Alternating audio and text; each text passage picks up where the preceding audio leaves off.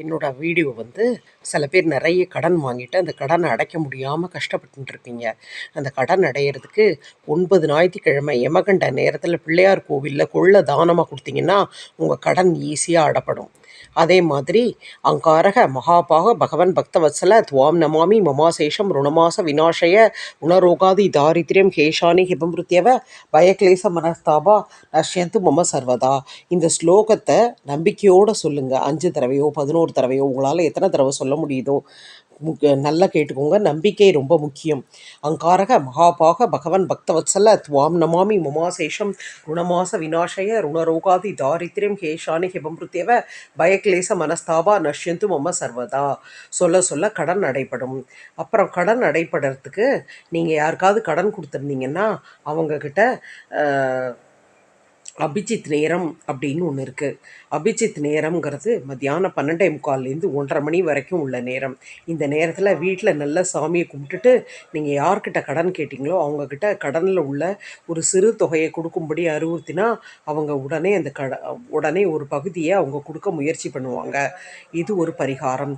அடுத்தாற்போல் உங்கள் உடல்நிலை பாதிக்காமல் இருப்பதற்கு எல்லா தெய்வங்களையும் முக்கியமாக உங்கள் குலதெய்வத்தை வணங்கிவிட்டு அதன் பிறகுதான் நீங்கள் மற்ற தெய்வத்தை வணங்க வேண்டும்.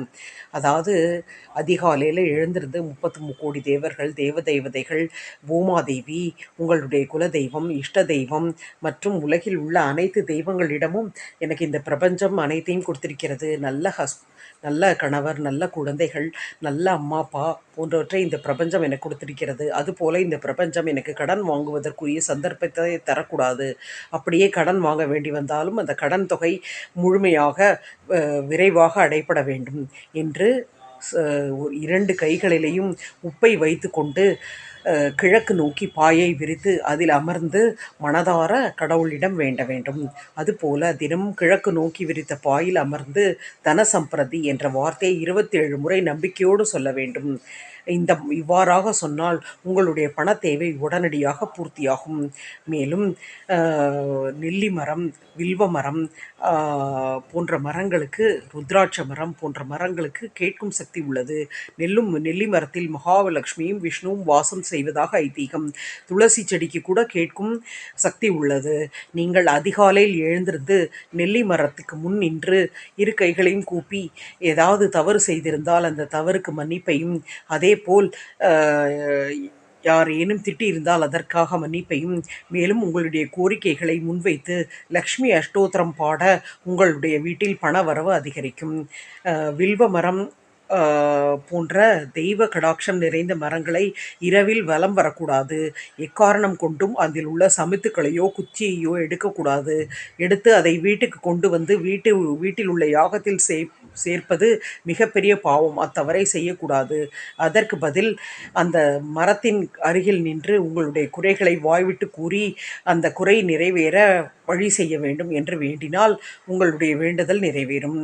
அதுபோல துளசி செடியும் பிரம்ம முகூர்த்த நேரத்திலும் சாயந்தரம் விளக்கேற்றும் நேரத்திலும் மிகவும் சக்தி வாய்ந்தது.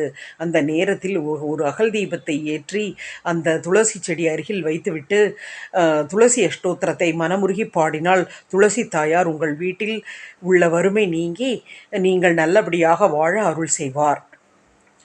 அதேபோல்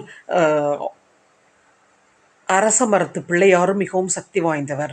அவருக்கு சனிக்கிழமை தவிர மற்ற நாட்களில் அவருடைய சக்தி வாய்ந்த மரத்தில் ஒரு தீபம் ஏற்றி அந்த மரத்திற்கு சனிக்கிழமை தவிர மற்ற நாட்களில் தண்ணீர் விட்டு வரவும்.